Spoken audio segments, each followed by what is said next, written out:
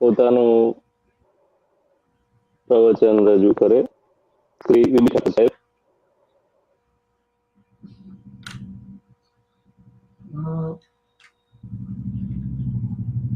આયોજક શ્રી અનંતભાઈ, રાજેન્દ્રભાઈ, એમનો પહેલા હું આભાર માનું છું કે તેઓએ એક સારું મંચ પૂરું પાડ્યું છે અને સરકારની જે યોજનાઓ છે એ યોજનાઓનો લોકો સુધી એનો પ્રચાર પ્રસાર થાય, લોકો એનાથી માહિતગાર થાય, તે માટે આજે એક વેબિનારનું આયોજન કર્યું છે. તે બદલ હું પહેલો એમનો એક આભાર માનું છું. હું આજે આપને સમાજ કલ્યાણ વિભાગની અંદર જે સરકારની જુદી જુદી યોજનાઓ છે એની આપણે વાત કરીશું. સૌથી પહેલા હું આપણને એક એ વાત કરવા જઈ રહ્યો છું કે સામાજિક ન્યાય અને અધિકારીતા વિભાગની અંદર જે હું વાત કરી રહ્યો છું સામાજિક અને શૈક્ષણિક રીતે પછાત વર્ગના લોકો માટે એક પંડિત દીનદયાળ આવાસ યોજના.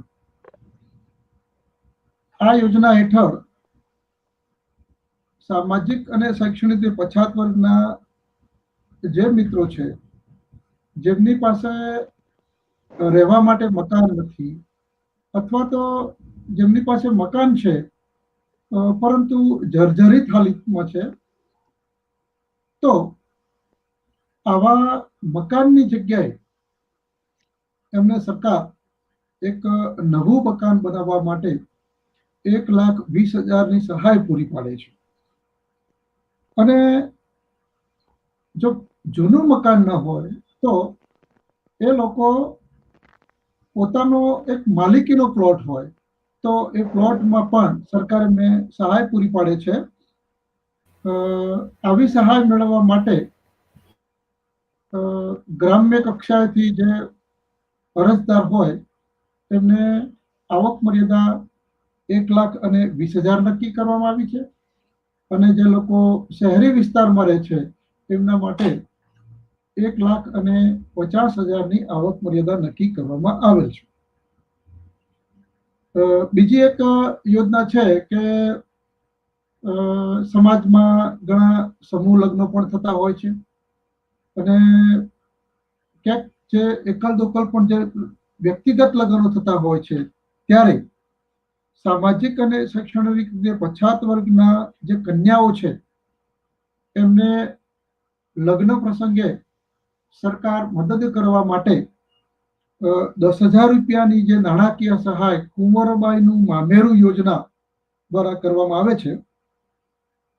એક કુટુંબની 2 દીકરીઓ સુધી આ લાભ મળવાપાત્ર છે અને આમાં પણ આવક મર્યાદા ગ્રામ્ય વિસ્તારમાંથી આવતી દીકરીઓ માટે 1,20,000 એમના વાલીની આવક નિયત કરવામાં આવેલ છે, જ્યારે શહેરી વિસ્તારમાંથી જે દીકરીઓ છે એમના વાલીની આવક 1,50,000 નક્કી કરવામાં આવેલ છે. ત્યાર પછીની જે યોજના છે એની જો વાત કરીએ તો 7 ફેરા સમૂહ લગ્નના માટે એક નાણાકીય સહાય છે. એટલે આ સમૂહ લગ્નમાં જે જોડાય તો એવી જે સંસ્થાઓ સમૂહ લગ્ન કરે છે એવી સંસ્થાઓને પ્રોત્સાહન આપવા માટે, એમને મદદરૂપ થવા માટે 10 યુગલ ઓછામાં ઓછા જોડાય તો એ યુગલ દીઠ 10,000 રૂપિયા નાણાકીય સહાય સરકાર દ્વારા આપવામાં આવે છે. એટલે યુગલ દીઠ એમને 2,000 અને વધુમાં વધુ 50,000 સુધીની સહાય આ સંસ્થાને સરકાર દ્વારા આપવામાં આવે છે. મિત્રો, બીજી એક અગત્યની યોજના છે અને જે આપણે સુધી ક્યારેક કોઈક તાલુકાઓમાં કોઈક જગ્યાએ કોઈને ખ્યાલ બી નથી. સમાજ શિક્ષણ શિબિર.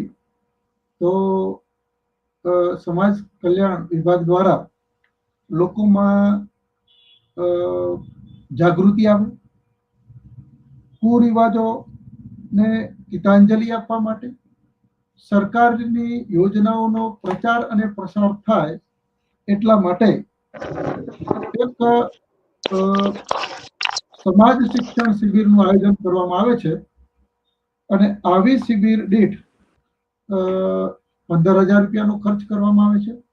એટલે મિત્રો, આપના તાલુકામાં કે જિલ્લામાં જિલ્લા સમાજ કલ્યાણ અધિકારી સાથે મળી અને આપ જો આપણા ત્યાં આવી યોજનાઓનો પ્રચાર પ્રસાર ન થતો હોય, લોકોને ખબર ના હોય, તો સમાજ કલ્યાણ ખાતાની યોજનાઓનો પ્રચાર પ્રસાર સારી રીતે થાય, લોકોમાં કુરિવાજો દૂર થાય, એના માટે આવી એક યોજનાનું આપ આયોજન પણ કરાવી શકો છો.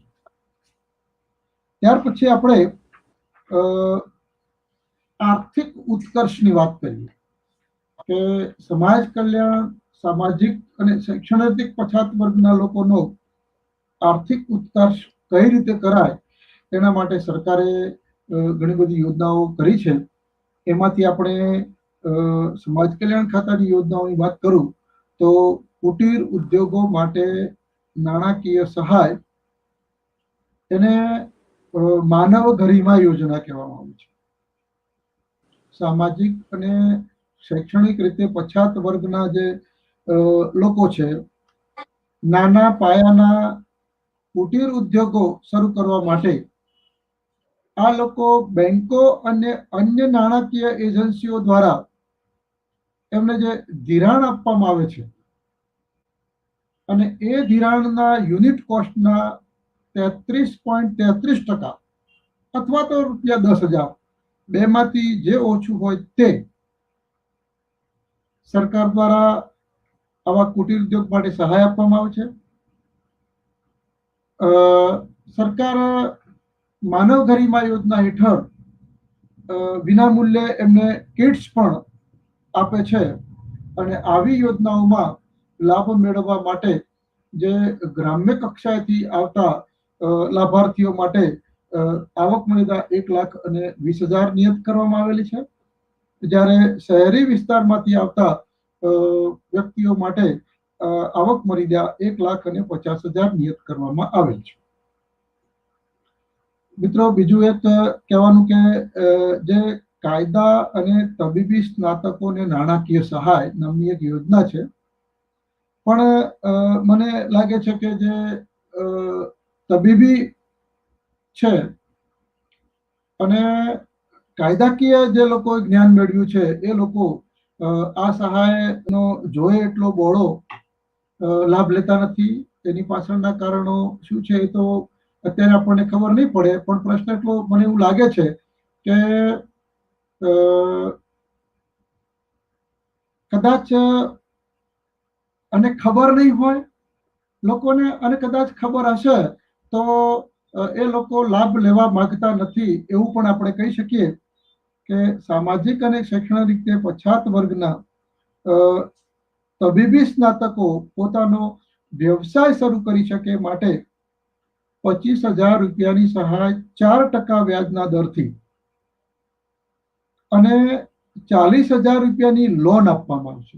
એટલે 25,000ની સહાય છે અને 40,000 રૂપિયાની જે લોન છે એ 4%ના વ્યાજના દરે આપવામાં આવે છે.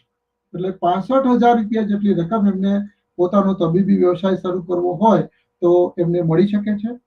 અને જે કાયદાના સ્નાતકો છે એ પોતાનો સ્વતંત્ર વ્યવસાય શરૂ કરી શકે એ માટે 5,000 રૂપિયાની એમને સબસિડી આપવામાં આવે છે. એટલે જે મિત્રોએ કાયદાનો સ્નાતક થયા છે અને કાયદાનો વ્યવસાય શરૂ કરવો છે એ મિત્રોને ઓફિસ શરૂ કરવા માટે અને બીજી કોઈ અન્ય રીતે એમને જો આ સહાય જો મેળવે તો એમને 5,000 રૂપિયાની સબસિડી અને 7,000 રૂપિયાની લોન 4%ના વ્યાજના દરે, એટલે એવા મિત્રોને 12,000 સુધીની આ રકમ મળે છે. આમાં પણ જે આવક મર્યાદા છે એ ગ્રામ્ય વિસ્તારમાંથી આવતા લાભાર્થીઓ માટે 1,20,000 અને શહેરી વિસ્તારમાંથી આવતા લાભાર્થીઓ માટે 1,50,000ની આવક મર્યાદા નક્કી કરવામાં આવેલ છે. મિત્રો, એક આ બીજી યોજના છે જે સમાજ કલ્યાણ ખાતા દ્વારા ચાલે છે, મહિલા સીવણ વર્ગો. એક વખતે આનો સારી એવી ચાર્મ હતો કે આમાં ઘણી બહેનો લાભ લેતી હતી. આજે પણ જે આજીવિકાનું સાધન બની ગયું છે અને મહિલા સીવણ વર્ગો વિભાગના જુદા જુદા જિલ્લા કક્ષાએથી ચલાવવામાં આવે છે અને એમાં એ બહેનોને તાલીમ જે આપે છે એ તાલીમ દરમિયાન 250 રૂપિયા સ્ટાઇપન્ડ આપવામાં આવે છે. એમાંય જો વિચરતી અને વિમુક્ત જાતિની જો બહેનો હોય તો એને 350 રૂપિયા સ્ટાઇપન્ડ આપવામાં આવે છે અને તાલીમ પૂર્ણ થયા બાદ 6000 રૂપિયા એ લોકોને સિલાઈ મશીન ખરીદવા માટે સહાય તરીકે આપવામાં આવે છે. મિત્રો, આમાં જે આવક મર્યાદા ગ્રામ્ય વિસ્તાર માટે લાભાર્થી બહેનોને 1,20,000 અને શહેરી વિસ્તારમાંથી આવતા લાભાર્થીઓ માટે 1,50,000 રૂપિયાની આવક મર્યાદા નક્કી કરવામાં આવેલ છે. ત્યાર પછી બીજી એક યોજનાની વાત કરું તો જેનો બહોળો પ્રચાર કરવો જરૂરી જણાય છે. એની પાછળનું કારણ એ છે કે આ બાળકોમાં શિક્ષણનો વ્યાપ વધે અને સારું શિક્ષણ મેળવે એ માટેની યોજના છે કે નીટ, જી અને ગુજકેટની પરીક્ષાની પૂર્વ તૈયારી માટે કોચિંગ ક્લાસ છે. એટલે મિત્રો, અત્યારે શિક્ષણનું પ્રમાણ વધ્યું છે. ધોરણ 10માં 70% કે તેથી વધુ ગુણ મેળવનાર જે સામાજિક અને શૈક્ષણિક રીતે પછાત વર્ગના વિદ્યાર્થીઓને નીટ, જી અને ગુજકેટની પ્રારંભિક પરીક્ષાની તૈયારી માટે જે કોચિંગ માટે રૂપિયા 20,000ની સહાય આપવામાં આવે છે. એટલે ખાસ મિત્રો, આમાં જો જે આપણી સાથે ઓનલાઈન જોડાય છે એવા વાલીઓ પણ આની નોંધ લે કે 10મા ધોરણમાં 70%થી વધારે જે બાળકોએ મેળવ્યા છે અને નીટ, જી અથવા ગુજકેટની પરીક્ષા માટે જે તૈયારી કરે છે એમના માટે રૂપિયા 20,000ની કોચિંગની સહાય આપવામાં આવે છે. અને આ કોચિંગની સહાયનો એ મિત્રો લાભ લે એના માટે વધુ ને વધુ એ લોકો જાગૃત થાય એ આપણે એને નોંધ લઈએ. ત્યાર પછી મિત્રો, સમાજ કલ્યાણ વિભાગની અંદર જે શિક્ષણનો વ્યાપ વધે એટલા માટે કેટલીક શૈક્ષણિક સગવડો, જેને નિવાસી સગવડો પણ આપણે કહીએ છીએ, તો ઘણી બધી આપણી જુદી જુદી સરકાર દ્વારા યોજનાઓ ચાલે છે અને એનો લાભ છેવાડાના લોકો લેતા નથી, એમને ખબર નથી હોતી એટલા માટે લાભ લેતા નથી હોતા. એટલે આપણે એવી એક કઈ સંસ્થાઓ છે એની વાત કરીએ. સૌથી પહેલી છે ગ્રાન્ટ ઇન એઇડ છાત્રાલયો. એટલે સરકાર દ્વારા જે ગ્રાન્ટ ઇન એઇડ કોડ હેઠળની માધ્યમિક શાળામાં જે અભ્યાસ કરતા હોય સામાજિક શૈક્ષણિક રીતે પછાત વર્ગના અને વિચરતી અને વિમુક્તિ જાતિના જે બાળકો છે એમનામાં શિક્ષણનું પ્રમાણ વધે એટલા માટે 774 જેટલી છાત્રાલય ચલાવવામાં આવે છે અને એની અંદર અંદાજિત 45,000 જેટલા વિદ્યાર્થીઓને વિના મૂલ્યે સરકાર રહેવા અને જમવાની સુવિધા પૂરી પાડે છે. એટલે આ એક જે મિત્રોને ખબર ન હોય તો એ પોતે પણ પોતાના વિસ્તારમાં અથવા તો કોઈ રેપ્યુટેડ સંસ્થા હોય તો એ સંસ્થામાં, સારી સંસ્થા, બધી સંસ્થાઓમાં આપણે આપણા બાળકોને ભણવા માટે મૂકીએ એટલા માટે 774 જેટલી ગ્રાન્ટ ઇન એઇડ છાત્રાલય છે અને જેમાં વર્ષે 45,000 બાળકોને સરકાર વિના મૂલ્યે રહેવા જમવાની સુવિધા પૂરી પાડે છે. આ યોજનાનો લાભ લેવો હોય તો પણ ગ્રામ્ય કક્ષાએ બાળકોના વાલીની આવક મર્યાદા 1,20,000 અને શહેરી વિસ્તારમાંથી આવતા બાળકોના વાલીઓની આવક મર્યાદા 1,50,000 નક્કી કરવામાં આવેલ છે. મિત્રો, બીજી એક એવી જ સગવડ છે ગ્રાન્ટ ઇન એઇડ આશ્રમ શાળા. આને આપણે નિવાસી પ્રાથમિક શાળાઓ પણ કહીએ છીએ. જે આપણે આગળ છાત્રાલયો જોઈ ગયા તેમાં માત્ર રહેવાની અને જમવાની સુવિધા આપવામાં આવતી હતી, પરંતુ જે આશ્રમ શાળાઓ છે એમાં ધોરણ 1 થી 8માં અભ્યાસ કરતા સામાજિક અને શૈક્ષણિક રીતે પછાત વર્ગના અને વિચરતી વિમુક્તિ જાતિના બાળકોને રાજ્યમાં આવી 187 આશ્રમ શાળાઓ દ્વારા એમના શિક્ષણનો વ્યાપ વધે, એમના શિક્ષણ વધે એના માટે ચલાવવામાં આવે છે. અંદાજે 27,000 ઉપરાંતના બાળકોને રહેવાની, જમવાની અને ભણવાની સુવિધા આ આશ્રમ શાળાઓમાં પૂરી પાડવામાં આવે છે. મિત્રો, આશ્રમ શાળાઓમાં એટલું સરસ મજાનું બાળકોનું જે ઘડતર થાય છે, સમૂહ ભાવના કેળવાય છે. દરેક બાળક એમાં પોતાનો સ્વનો વિકાસ કરી શકે છે. મિત્રો, આજે મને એક પ્લેટફોર્મ મળ્યું છે ને તક મળી છે ત્યારે હું કહું કે ધોરણ 5, 6, 7 સુધી મેં એક આશ્રમ શાળામાં અભ્યાસ કર્યો છે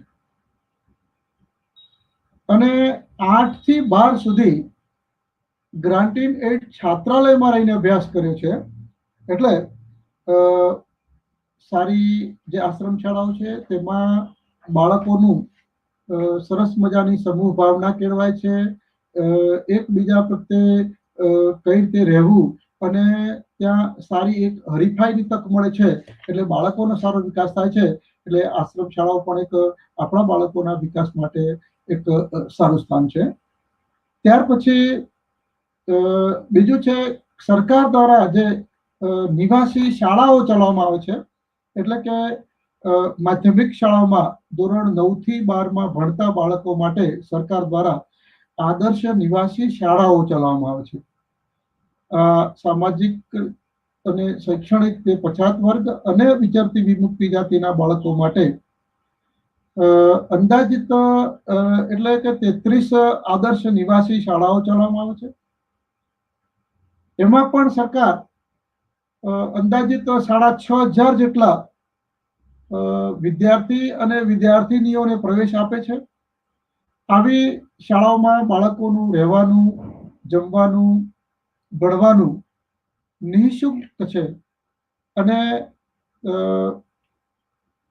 આવી સરકારી જે નિવાસી શાળાઓ છે એમાં પણ બાળકોનો સારો વિકાસ થાય છે. એટલે જો તમે તમારા બાળકને સારું ધ્યાન ના આપી શકતા હો તો આદર્શ નિવાસી શાળાઓમાં પણ બાળકોને મૂકીને તમે બાળકોને સારી કેળવણી આપી શકો છો. ગ્રામ્ય વિસ્તારના જે બાળકોના વાલી છે એમની આવક મર્યાદા 1,20,000 અને શહેરી વિસ્તારમાંથી જે બાળકો આવે છે એમના વાલીની આવક મર્યાદા 1,50,000 આમાં પણ નક્કી કરવામાં આવેલ છે. ત્યાર પછી ધોરણ 10 પછી અને કોલેજ કક્ષાના અભ્યાસક્રમોમાં અભ્યાસ કરતા વિદ્યાર્થીઓ અને વિદ્યાર્થીનીઓ માટે સરકાર 63 સરકારી છાત્રાલયો ચલાવે છે. એટલે તમારું બાળક 10 પછીના જે અભ્યાસક્રમ માટે કોઈક જો મોટા શહેરોમાં જતા હોય ત્યારે આપણને ખબર ન હોય તો પહેલા જે તે જિલ્લાની સમાજ કલ્યાણ અધિકારીની કચેરી જઈ અને સૌથી પહેલા તો આવી સંસ્થા સરકારી છાત્રાલય ચાલે છે કે કેમ અને ચાલે છે તો એની માહિતી મેળવી અને તમારા બાળકોને તમે એમાં પ્રવેશ અપાઈ શકો છો. સરકારી છાત્રાલયમાં આજે 63 સરકારી છાત્રાલયો ચાલે છે. બીજું કે એમાં આજ 4,094 એટલે લગભગ 4,000 જેટલા બાળકોને નિઃશુલ્ક રહેવા, જમવાની સુવિધા આપવામાં આવે છે અને આ સંસ્થાઓમાં પણ પ્રવેશ મેળવવા માટે જેને કહી શકાય કે ગ્રામ્ય વિસ્તારો માટે 1,20,000ની આવક મર્યાદા નક્કી કરવામાં આવે છે અને શહેરી વિસ્તાર માટે 1,50,000ની આવક મર્યાદા નક્કી કરવામાં આવેલ છે. મિત્રો, બીજી એક સૌથી સારી સગવડ છે ને જેનો હજી સુધી સામાજિક અને શૈક્ષણિક પછાત વર્ગના વિદ્યાર્થીઓ લાભ મેળવતા નથી અને મેળવે છે તો એ પૂરતા પ્રમાણમાં મેળવતા નથી. એવી એક સરકારે એક સારામાં સારી યોજના શરૂ કરેલી છે અને આ છે સમરસ છાત્રાલય. દરેક સમાજમાં એક સમરસતા જળવાય એ માટે જે માનનીય વડાપ્રધાન શ્રી નરેન્દ્રભાઈ મોદી દ્વારા જે શરૂ કરવામાં આવેલી એમનું જે એક સપનું હતું અને જે શરૂ કરવામાં આવ્યું છે સમરસ છાત્રાલય, ગુજરાત સરકાર દ્વારા 12,500 વિદ્યાર્થીઓને એ સમરસ હોસ્ટેલોમાં રાખવામાં આવે છે. બહુ અદ્યતન સુવિધા આપવામાં આવે છે, રહેવાની જમવાની સુવિધા આપવામાં આવે છે. આની અંદર 15% અનુસૂચિત જાતિના, 30% અનુસૂચિત જનજાતિના, 45% સામાજિક અને શૈક્ષણિક રીતે પછાત વર્ગના બાળકો અને 10% બિન અનામત વર્ગના બાળકોને પ્રવેશ આપવામાં આવે છે. મિત્રો, આ યોજનાનો તમારું બાળક જો કોઈ પણ સિટીમાં ગયું હોય અથવા તો ભણવા માટે પ્રવેશ મેળવવાનો હોય તો પહેલેથી તમે એ સિટીમાં સમરસ છાત્રાલય છે કે કેમ, અને હોય તો તમે ત્યાં કોલેજનો જેવો પ્રવેશ મેળવો એ સાથે સમરસ છાત્રાલયના પ્રવેશ માટેનું ફોર્મ ભરી દેવું, જેથી કરીને તમારું બાળક જો એના મેરિટમાં આવતું હોય તો એને પ્રવેશ મળી જાય તો તમે એને એના અભ્યાસક્રમના વર્ષો દરમિયાન રહેવા જમવાની તમારી કોઈ ચિંતા કરવાની નથી અને સારામાં સારી ઉત્તમ કક્ષાની સેવા જે પૂરી પાડવામાં આવે છે. શૈક્ષણિક આપણે સગવડોની જે વાત કરી, ત્યાર પછી જે સામાજિક અને શૈક્ષણિક પછાત વર્ગના બાળકોને જે શિષ્યવૃત્તિઓ મળે છે, ગામડાઓમાં ક્યાંક હજી સુધી પણ કેટલાક બાળકોને શિષ્યવૃત્તિનો એનો ખ્યાલ નથી હોતો અને એના કારણે પછી ક્યારેક એમ કે અમને શિષ્યવૃત્તિ મળતી નથી, તો એની પણ થોડીક હું આપને વાત કરી લઉં કે ગુજરાત સરકાર દ્વારા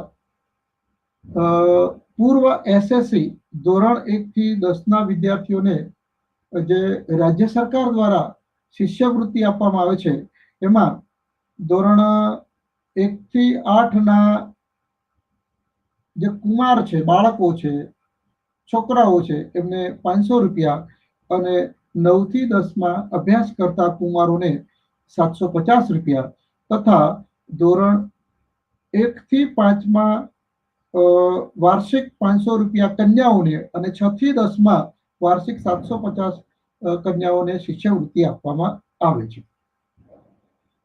ધોરણ 1 થી 8માં વાર્ષિક આવક મર્યાદા નથી, તમામ બાળકોને આ શિષ્યવૃત્તિ આપવામાં આવે છે અને ધોરણ 9-10 માટે વાર્ષિક આવક મર્યાદા જે ગ્રામ્ય વિસ્તારમાં બાળકો છે એમના માટે 1,20,000 અને શહેરી વિસ્તારના જે બાળકો છે એમના વાલીની એક વર્ષની વાર્ષિક આવક 1,50,000 રૂપિયા નક્કી કરવામાં આવે છે. ત્યારબાદ જે બાળકો પ્રાથમિક શાળામાં ધોરણ 1 થી 8માં ભણે છે એવા બાળકોને સરકાર શ્રી દ્વારા એક ગણવેશ સહાય પૂરી પાડવામાં આવે છે અને આ વિદ્યાર્થીઓને વિદ્યાર્થી દીઠ એક વર્ષના 600 રૂપિયાની ગણવેશ સહાય પૂરી પાડવામાં આવે છે. ત્યારબાદ ધોરણ 9માં ભણતી જે કન્યાઓ છે, બહેનો છે, દીકરીઓ છે, એ સામાજિક અને શૈક્ષણિક જે પછાત વર્ગની જે બહેનો છે એમાં શિક્ષણનું પ્રમાણ વધે, ડ્રોપ આઉટ રેશિયો ઘટે અને આફ્ટર ઓલ જે સમાજનો વિકાસ થાય એના માટે ધોરણ 9માં ભણતી કન્યાઓને વિના મૂલ્યે સરકાર દ્વારા એક સાયકલ આપવામાં આવે છે અને આ સાયકલ ની યોજનાનો લાભ મેળવવા માટે પણ ગ્રામ્ય વિસ્તારમાંથી આવતી કન્યાઓ માટે એમના વાલીની આવક 1,20,000 અને શહેરી વિસ્તારમાંથી આવતી કન્યાઓના વાલીની આવક મર્યાદા 1,50,000 રૂપિયા નિયત કરવામાં આવે છે. ત્યાર પછી જે પોસ્ટ એસએસસી માં અભ્યાસ કરતા વિદ્યાર્થીઓની શિષ્યવૃત્તિ એટલે કે જે 10 પછી જે વિદ્યાર્થીઓ તબીબી, ઇજનેરી, ડિગ્રી, ડિપ્લોમા જેવા જે અભ્યાસક્રમોમાં અભ્યાસ કરે છે એવા માટે એ થી ઈ એવા જૂથ બનાયા છે અને એમાં રૂપિયા 900 થી 4250 વાર્ષિક દરે શિષ્યવૃત્તિ આપવામાં આવે છે અને આ શિષ્યવૃત્તિ આપવા માટે વિદ્યાર્થીનીઓ માટેની કોઈ આવક મર્યાદા નથી. એટલે જે કન્યાઓ છે, બહેનો છે, એમના માટે આ શિષ્યવૃત્તિ જે પોસ્ટ એસએસસી શિષ્યવૃત્તિ છે એ મેળવવા માટે કોઈ આવક મર્યાદા નક્કી કરવામાં આવી નથી. જ્યારે જે વિદ્યાર્થીઓ છે એમના માટે જે ગ્રામ્ય વિસ્તારમાંથી આવે છે એવા બાળકોના વાલીની આવક મર્યાદા 1,20,000 અને જે શહેરી વિસ્તારમાંથી આવે છે એવા બાળકોની જે વાલીની આવક મર્યાદા છે એ 1,50,000 નિયત કરવામાં આવી છે. ત્યાર પછી આપણે બીજી વાત કરીએ કે મેડિકલ અને એન્જિનિયરિંગના જે વિદ્યાર્થીઓ છે એને ભોજન બિલમાં જે રાહત માટે સરકાર દ્વારા એક યોજના શરૂ કરવામાં આવી છે. એટલે સામાજિક અને શૈક્ષણિક રીતે પછાત વર્ગના મેડિકલ અને એન્જિનિયરિંગના જે અભ્યાસ કરતા વિદ્યાર્થીઓ છે એ કોલેજ સંલગ્ન છાત્રાલયમાં રહેતા વિદ્યાર્થીઓને ભોજન બિલ પેટે માસિક 1,200 રૂપિયા રાહત આપવામાં આવે છે અને આ યોજનાનો લાભ મેળવવા માટે વાર્ષિક આવક મર્યાદા રૂપિયા 4,50,000 રૂપિયા નિયત કરવામાં આવી છે. એટલે આ એક પણ યોજના સારી છે કે બાળકો મેડિકલ કે એન્જિનિયરિંગમાં શહેરોમાં ભણતા હોય ત્યારે એમને એક આ મદદરૂપ થાય તેવી યોજના છે. ત્યાર પછી મેડિકલ અને એન્જિનિયરિંગમાં અને ડિપ્લોમામાં અભ્યાસ કરતા જે વિદ્યાર્થીનીઓ છે એમને સાધન ખરીદવા માટે સાધન સહાય યોજના સરકાર દ્વારા શરૂ કરવામાં આવેલી છે. આવા વિદ્યાર્થીઓને અનુક્રમે એટલે મેડિકલમાં 10,000 રૂપિયા, એન્જિનિયરિંગમાં 5,000 રૂપિયા અને ડિપ્લોમા કરતા હોય તો 3,000 રૂપિયાની એક સાધન સહાય યોજના શરૂ કરવામાં આવેલી છે. બીજું કે આ યોજનાનો લાભ મેળવવા માટે વાર્ષિક આવક મર્યાદા રૂપિયા 2,50,000 રૂપિયા નિયત કરવામાં આવેલ છે. ત્યાર પછી જે ટેકનિકલ અને વ્યાવસાયિક અભ્યાસ માટેની શિષ્યવૃત્તિ એટલે જે બાળકો આઈટીઆઈ અને એવો અભ્યાસક્રમ કરે છે એમના માટે સરકાર શ્રી દ્વારા 400 રૂપિયા એમને પ્રતિ માસ સ્ટાઇપન્ડ આપવામાં આવે છે અને આ સ્ટાઇપન્ડ મેળવવા માટે જે ગ્રામ્ય વિસ્તારમાંથી બાળકો આવે છે એમના વાલીની આવક 1,20,000 અને શહેરી વિસ્તારમાંથી જે બાળકો આવે છે એમના વાલીની આવક 1,50,000 નિયત કરવામાં આવે છે. મિત્રો, બીજી એક વિચારતી અને વિમુક્ત જાતિના જે બાળકો છે અને સેલ્ફ ફાઇનાન્સ કોલેજની અંદર આ લોકો જે અભ્યાસ કરે છે એમના માટે સરકાર શ્રી દ્વારા 50,000 રૂપિયા સુધીની સહાય એમાં શિક્ષણ fee, tuition fee, registration fee આ બધી મળીને રૂપિયા 50,000 સુધીની સહાય એમને પૂરી પાડવામાં આવે છે અને આવા વાલીની આવક વાર્ષિક રૂપિયા 2,000 નિયત કરવામાં આવેલ છે. બીજું કે એમફિલ અને પીએચડી મિત્રો સામાજિક અને શૈક્ષણિક રીતે પછાત વર્ગના જે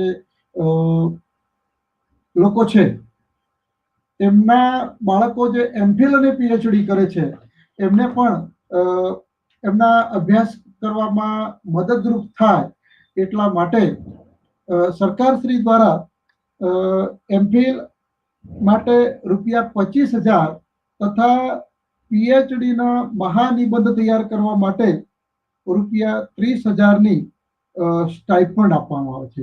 ઘણા મિત્રોને ખબર નહીં હોય, પરંતુ તેમનો એમફિલ અને પીએચડી તૈયાર થયા પછી જે એમને શોધ નિબંધ તૈયાર કરવાનો હોય છે, આ શોધ નિબંધ તૈયાર કરવા માટે સરકારશ્રી દ્વારા જે એમફિલ માટે 25,000 અને પીએચડીના શોધ નિબંધ માટે ₹30,000ની એમને એક સ્ટાઇપન્ડ આપવામાં આવે છે. અને આ યોજનાનો લાભ મેળવવા માટે પણ એમને ગ્રામ્ય વિસ્તારમાંથી આવતા જે બાળકો છે તેમના વાલીની આવક 1,20,000 અને જે શહેરી વિસ્તારમાંથી આવતા બાળકોના વાલીની આવક મર્યાદા 1,50,000 નિયત કરવામાં આવેલ છે.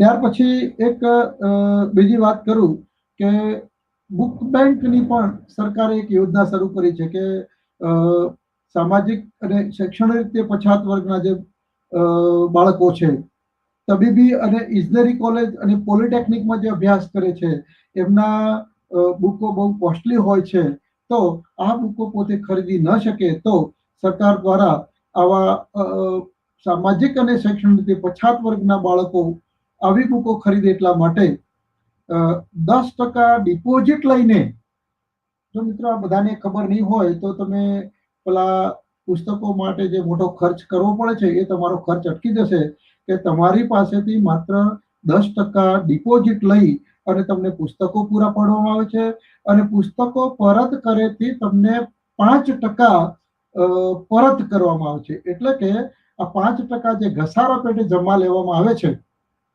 મિત્રો આ બહુ પોલિટેકનિકના, તબીબીના અને ઇજનેરીના જે બુક છે એ બહુ કોસ્ટલી આવે છે અને દર વર્ષે ચેન્જ થતા હોય છે. એટલે આ બુકો જો જે મિત્રો ખરીદી શકે એમ ન હોય તો આ યોજનાનો લાભ લઈ માત્ર બુકની કિંમતના 5%માં તમે અભ્યાસ તમારો કરી શકો છો. ત્યાર પછી ધોરણ 10 અને 12 ના બોર્ડની અંદર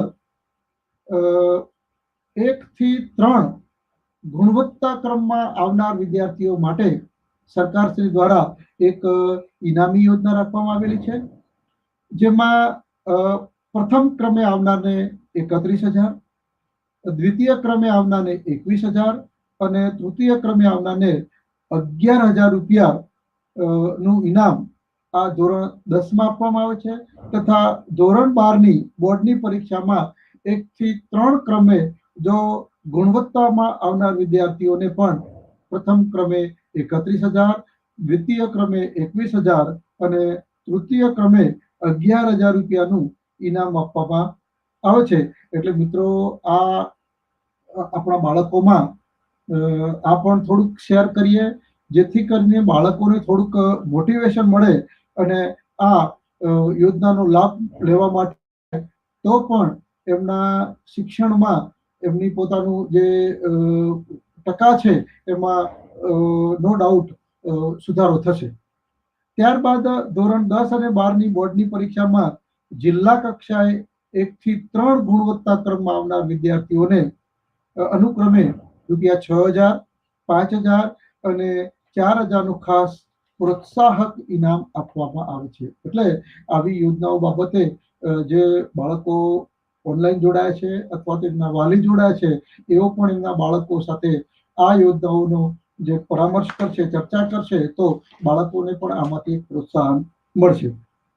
મિત્રો, હવે હું આપણે એક બહુ સૌથી અગત્યની યોજનાની વાત કરું છું કે સરકાર શ્રી દ્વારા એક વિદેશ અભ્યાસ, ઉચ્ચ અભ્યાસ માટે એક લોન યોજના શરૂ કરવામાં આવી છે.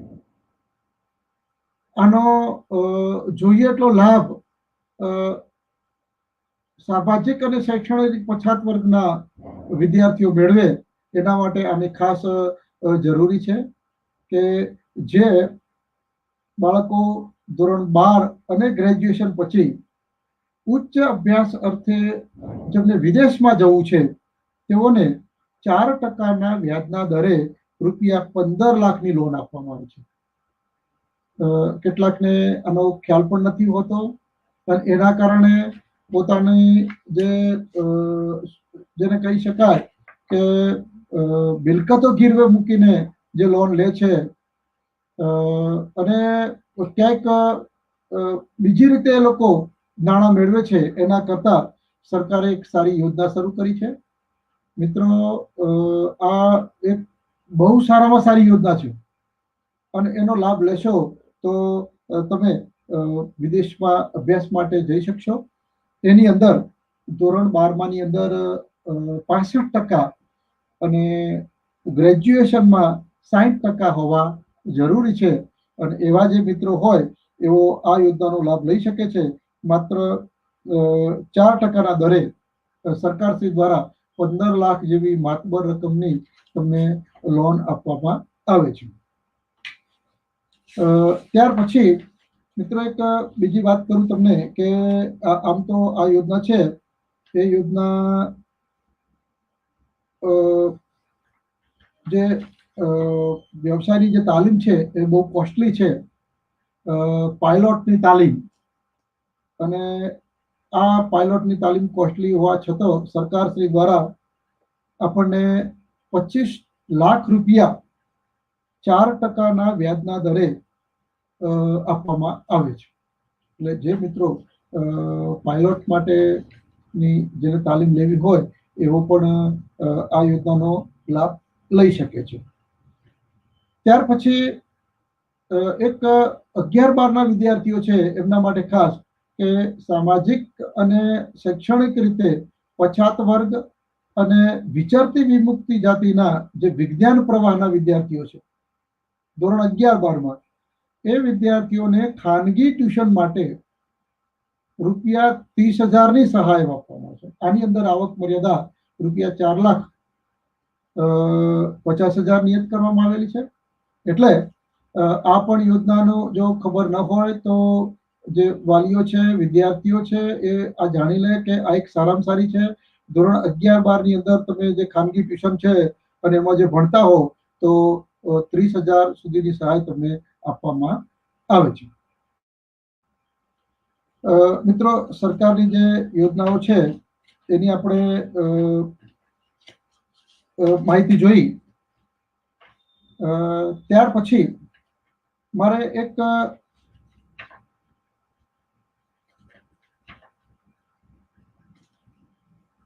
બીજી 2 યોજનાઓ છે એની આપણે વાત કરી લઉં કે આ વાત કરી માત્ર આપણને સમાજ કલ્યાણમાં સામાજિક અને શૈક્ષણિક રીતે પછાત વર્ગના જે લોકો છે, જેમના બાળકો છે, વિદ્યાર્થીઓ છે, એમને કયો લાભ મળે છે એની વાત કરી છે. હવે સામાજિક અને શૈક્ષણિક રીતે પછાત વર્ગની સાથે સાથે જે એમાં બીજા 2 વર્ગ જોડાયેલા છે, અનુસૂચિત જાતિ અને સમાજ સુરક્ષા. તો હું આપને એક સમય થોડો છે તો સમાજ સુરક્ષાની આપણે વાત કરી લઉં છું કે સમાજ સુરક્ષાની અંદર જે વૃદ્ધ છે અને જેમને બીપીએલ યાદીમાં જેમનો સમાવેશ થયેલો છે એવા 0 થી 20નો સ્કોર ધરાવતા હોય અને 60 કે તેથી વધુ વય ધરાવતા હોય એવા 60 થી 79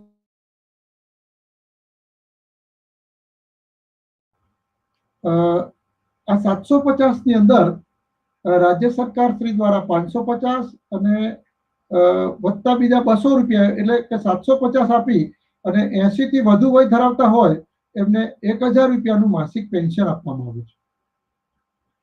એનું નામ છે રાષ્ટ્રીય વૃદ્ધ પેન્શન યોજના. ત્યાર પછી નિરાધાર વૃદ્ધ અને અપંગોને પણ આર્થિક સહાય આપવામાં આવે છે કે જે લોકો અપંગતા 75%થી વધુ હોય અને અરજદારની ઉંમર 45 વર્ષ જેટલી હોય, 60 થી 45, તો એમને જે ગ્રામ્ય વિસ્તાર માટે 1,20,000 અને શહેરી વિસ્તાર માટે 1,00,000 50,000ની આવક મર્યાદા હોય એઓને આ યોજનાનો લાભ આપવામાં આવે છે અને 750 રૂપિયામાં માસિક સહાય કરવામાં આવે છે. ત્યારબાદ જો કોઈના કુટુંબમાં આકસ્મિક ઘરના મોભીનું અવસાન થાય ત્યારે મૃત્યુ પામનાર વ્યક્તિ 18 થી 60 વર્ષની હોય અને બીપીએલ યાદીમાં એમનો સ્કોર 0 થી 20 હોય તો આવા મૃત્યુ પામનારના વારસને 20,000 રૂપિયાની એક વખત સહાય પૂરી પાડવામાં આવે છે. આ ઉપરાંત સમાજ સુરક્ષા દ્વારા કેટલીક દિવ્યાંગ કલ્યાણ યોજનાઓ છે, જેમાં એસટીમાં મફત મુસાફરીની યોજનાઓ છે. એ આ યોજના હેઠળ જે લોકો 40% કે તેથી વધુ દિવ્યાંગતા ધરાવતા હોય એમને વિનામૂલ્યે એસટીનો પાસ અને સરકારની સારામાં સારી કલ્યાણકારી યોજનાઓ છે. દિવ્યાંગોને પણ શિષ્યવૃત્તિ છે કે 40%થી વધુ અને એમાં 21 પ્રકારની દિવ્યાંગતા છે અને એવા વિદ્યાર્થીઓને ધોરણ 1 થી 7માં 1,000 અને 8 થી ઉચ્ચ અભ્યાસ માટે 1,500 થી 5,000 રૂપિયાની શિષ્યવૃત્તિ ચૂકવવામાં આવે છે. આ ઉપરાંત જે 40% કે તેથી વધુ દિવ્યાંગતા ધરાવતી વ્યક્તિઓ હોય અને એમને 51 પ્રકારના સાધનો આપવામાં આવે છે અને આ સાધન સહાય રૂપિયા 20,000 આપવામાં આવે છે. આ ઉપરાંત જે કન્યાની ઉંમર 18 થી ઉપર હોય અને છોકરાની ઉંમર 21 થી ઉપર હોય એવા દિવ્યાંગ વ્યક્તિઓને લગ્ન માટે એકવાર રૂપિયા 1 લાખની સહાય, જો બંને દિવ્યાંગ હોય તો 1 લાખ રૂપિયાની સહાય આપવામાં આવે છે. મિત્રો, આ સામાજિક અને શૈક્ષણિક રીતે પછાત વર્ગના લોકોને કઈ કઈ સુવિધાઓનો લાભ મળે છે અને સાથે સાથે આપણે થોડીક સમાજ સુરક્ષાની જે વાત કરી કે એમને પણ કઈ કઈ યોજનાઓનો લાભ મળે છે, આ બધી યોજનાઓ બાબતે જો સારો એવો લોકોમાં પ્રચાર ને પ્રસાર કરવામાં આવે અને બધા લોકો જો આનો લાભ લે તો સરકારે એમના માટે બહુ સારામાં સારી વ્યવસ્થા કરી છે, ઘણી બધી યોજનાઓ શરૂ કરી છે અને આ યોજનાઓનો લાભ લઈ અને સામાજિક, આર્થિક અને શૈક્ષણિક રીતે આપણો ઉત્કર્ષ કરી શકાય એમ છે. અનંતભાઈ, હવે આને પૂરું કરું છું. જે મારા મિત્રો બધાએ આનો જે સાંભળ્યો અને લાભ લીધો છે એ બધાનો હું આભાર માનું છું ફરીવાર, અને આના આયોજક અનંતભાઈ અને રાજેન્દ્રભાઈનો પણ હું આભાર માનું છું. Thank you sir. Deputy secretary, આપના ખૂબ વ્યસ્ત સમયમાં થોડો સમય આ સરકારની યોજનાઓનો લાભ બહોળા સમાજ સુધી પહોંચી શકે તે માટે આપ અહીંયા ઉપસ્થિત રહ્યા એ બદલ નવચેતના મંડળ અને પરિવાર વતી આપ સાહેબનો ખૂબ ખૂબ આભાર વ્યક્ત કરું છું. ડોક્ટર રાજેન્દ્રભાઈ ટીડીઓ બહુચરાજી, તેઓ પણ અહીંયા પોતાનો કિંમતી સમય આપી ઉપસ્થિત રહ્યા, એમનો પણ ખૂબ ખૂબ આભાર. અરવિંદભાઈ ઠાકોર, ડીવાયસો ગાંધીનગર, જેઓ પણ અહીંયા એમને ટ્રેનિંગ હોવા છતાં એમાંથી જે વ્યસ્ત સમય હતો એમાંથી પણ જે સમય અહીંયા આપણી વચ્ચે ઉપસ્થિત રહ્યા એનો પણ હું અહીંયા હૃદયપૂર્વક આભાર માનું છું. અને મિત્રો, હવે પછી ટૂંક સમયમાં આપણે ફરી આરોગ્ય ક્ષેત્ર માટેની સરકારની યોજનાઓ કઈ કઈ છે એ સંદર્ભે ફરી ટૂંક સમયમાં મળીશું. અહીંયા આપ સર્વે જોડાયા, આપ સર્વેનો ખૂબ ખૂબ આભાર. ધન્યવાદ.